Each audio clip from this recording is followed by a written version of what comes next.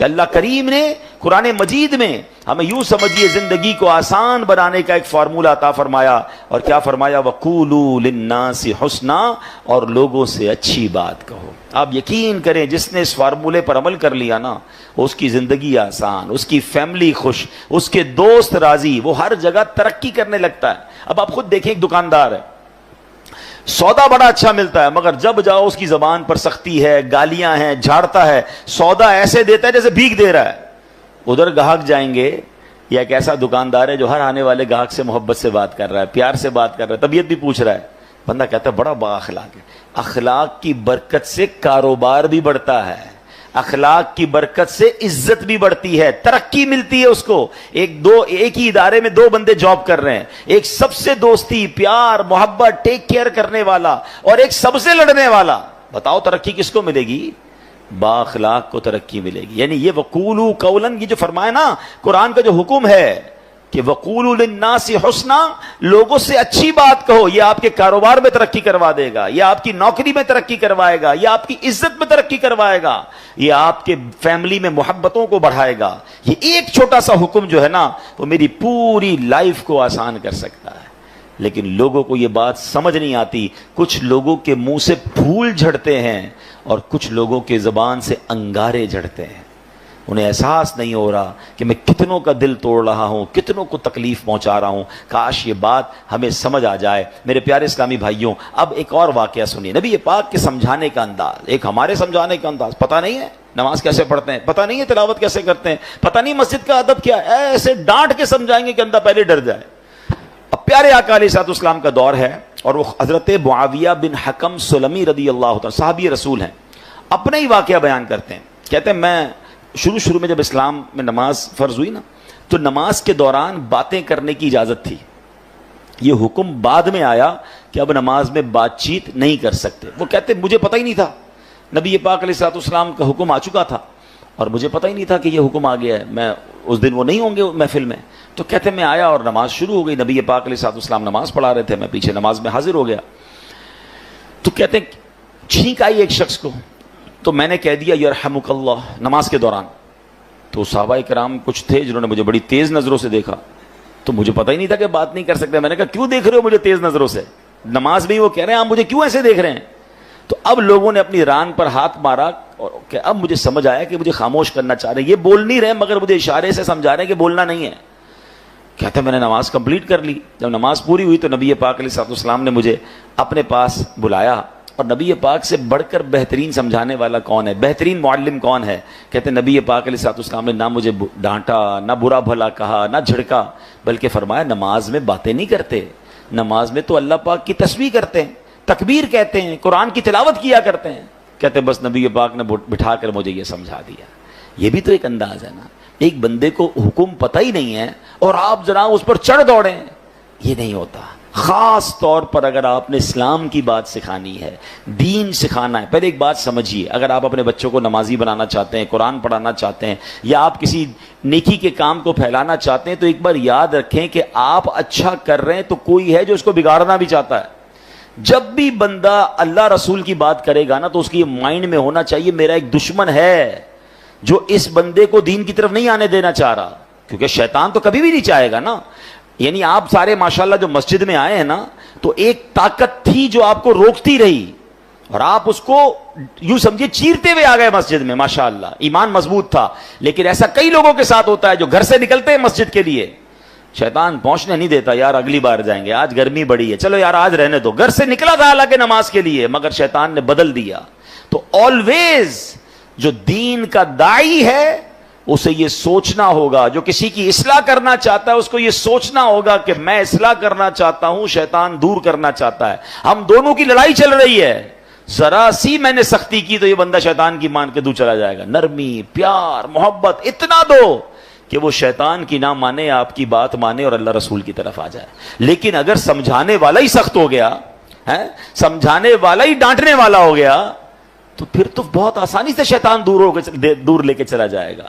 تو یہ بہت ضروری ہے ان تمام لوگوں کے لیے جو ٹیچرز ہیں، جو والد ہیں، جو تنظیم کے بڑے ہیں، جو کسی کمیونٹی کے بڑے ہیں، کسی خاندان کے بڑے ہیں.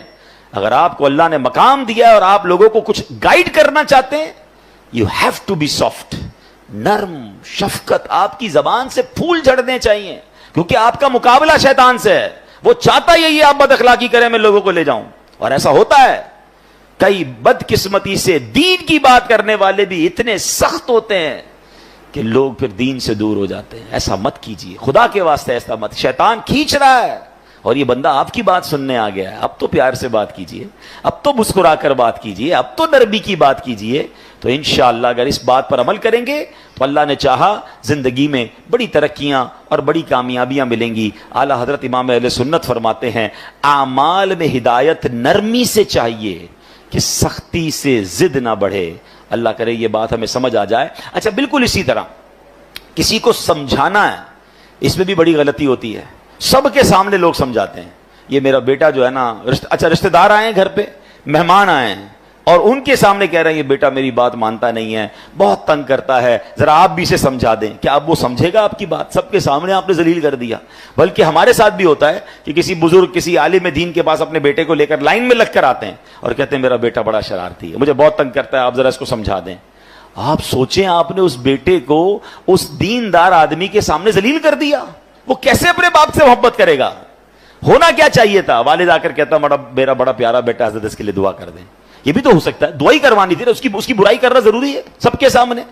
اور ہو سکتا ہے آپ کا یہ جملہ بیٹے کے دل میں آپ کے لیے نرمی ڈال دے کہ یار میں ابو کو اتنا تنگ کرتا ہوں, ابو پھر بھی جا کے ایک عالم دین کے پاس, ایک بزرگ کے پاس جا کر کیا کہہ رہے ہیں کہ میرے بیٹے کے لیے دعا کر دیں, میرا پیارا بیٹا ہے. کتنا یہ تو طریقہ ہوتا ہے دل میں محبت ڈالنے کا. ہم خود ہی اپنے بچوں, اپنے چھوٹوں سے اپنے دل میں محبت دور کر رہے ہوتے ہیں. اچھا پھر اسی طرح ایک اور کہانی کیا ہو کر آج کل لوگ ہو گئے ہیں, سوشل میڈیا پہ سمجھانا ہے. اب مجھے ایک بات بتائیں, آپ نے کسی ایک بندے کو سمجھانا ہے, اس کو ویڈیو پہ سمجھائیں گے آپ؟ اب ویڈیو پہ آپ سمجھا رہے ہیں تو شیطان ہو سکتا ہے اس کو ضد ہو جائے. اچھا آپ نے اس کو سمجھایا یا اس کی کوئی برائی بتائی اور اس نے وہ برائی ختم کر بھی لی, تو یہ ہزاروں لاکھوں لوگوں کو آپ نے اس کی برائی بتائی, اس کا عذاب کس پر ہے, اس کا گناہ کس پر؟ یہ کون سا طریقہ ہے کہ آپ کو کسی فرد سے پرابلم ہے اور آپ اس کو سوشل میڈیا پہ سمجھا رہے ہیں, ویڈیو کے ذریعے سمجھا رہے ہیں؟ یہ تو عجیب ہو گیا, یہ دشمنی بڑھانے والی بات ہے, یہ شیطان کو خوش کرنے والی بات ہے. اللہ کرے کہ یہ لوگوں کو بات سمجھ آ جائے کہ ایک جملہ یاد کر لیں, جس نے کسی کو سب کے سامنے سمجھایا اس نے اس کو ذلیل کیا, اور جس نے کسی کو اکیلے میں سمجھایا اس نے اس کو زینت بخشی. ہاں اگر پیار ہے نا کسی سے, سمجھانا ہے تو اکیلے میں, حضرت آپ نے پرچی لکھ دیں, میسج کر دیں کہ یہ آپ کے بیان میں پرابلم تھا, یہ آپ کے انداز میں پرابلم تھا, یا کوئی بھی آپ کی فیملی کا ایشو ہے, آپ کے دوستوں میں ایشو ہے, ذرا اکیلے میں آپ سے بات کرنی ہے پیار سے. اچھا اس میں بھی ایک انداز اختیار کیا جا سکتا ہے کہ آپ نے اس دن جو یہ بات کہی تھی, شاید ہو سکتا ہے میرے سننے میں غلطی ہوئی ہو, اگر ایسا کہا تھا تو ایسا نہیں کہنا چاہیے, پیارے بھائی ناراض مت ہوئی ہوگا. یہ بھی تو ایک انداز ہے نا, آپ اصل سمجھانا چاہتے ہیں, اور اگر آپ لڑنا چاہتے ہیں, ذلیل کرنا چاہتے ہیں, تو پھر اپنے دل سے پوچھئے, اس سے سلو نہیں ہوتی ہے. قرآن کا حکم یاد رکھیے گا کہ لوگوں سے اچھی بات کہو. اب آخری بات بڑی کمال کی بات ہے, اگر آپ یہ سمجھ جائیں نا تو میں سمجھتا ہوں اس پورے بیان کا جو عطر ہے وہ اس گفتگو میں ہے.